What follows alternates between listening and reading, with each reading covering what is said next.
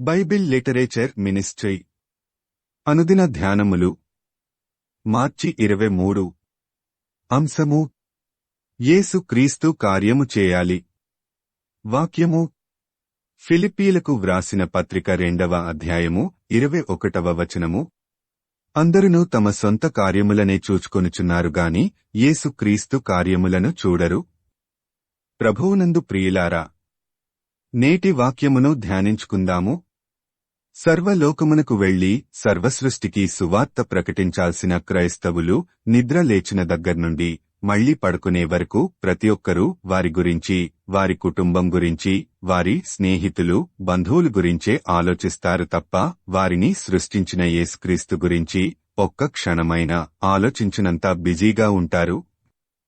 ఈ లోకంలో ఎంతోమంది అంగవైకల్యం గలవారు, అనారోగ్యంతో ఉన్నవారు ఉన్నారు. వారిని చూచినప్పుడైనా దేవుడు గుర్తు రానంతగా తమ ధ్యాసలోనే ఉంటారు.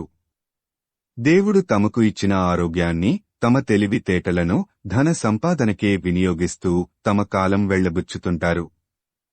ఎప్పుడైనా ఏదైనా కష్టం వస్తేనో, అనారోగ్యం కలిగితేనో అప్పుడు దేవుడు గుర్తుకొస్తాడు. అంతే తప్ప మిగతా సమయంలో తమను సృష్టించిన దేవుణ్ణి గుర్తు తెచ్చుకోరు.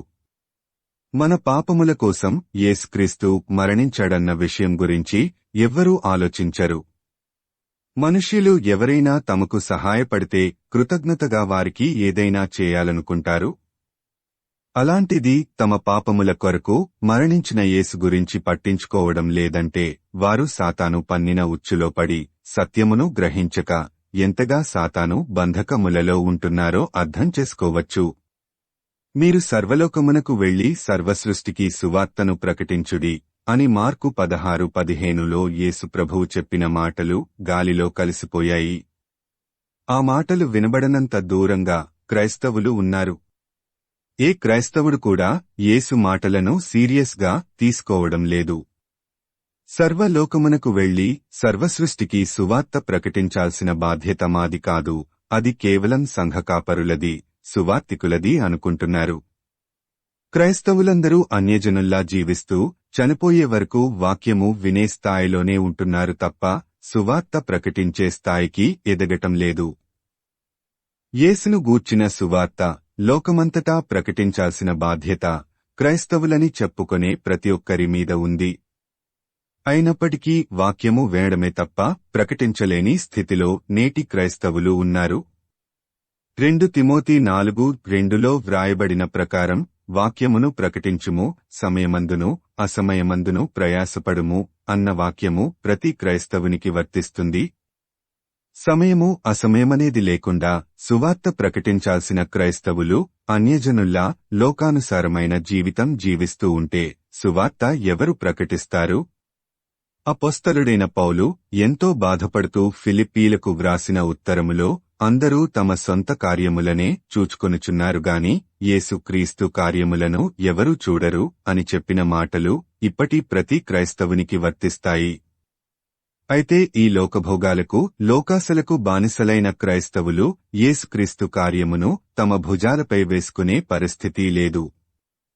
ప్రపంచం నాశనం వైపు పరుగెడుతుంటే క్రైస్తవులందరూ టీవీ, సెల్ ఫోన్, ఇంటర్నెట్లతో కాలక్షేపం చేస్తున్నారు.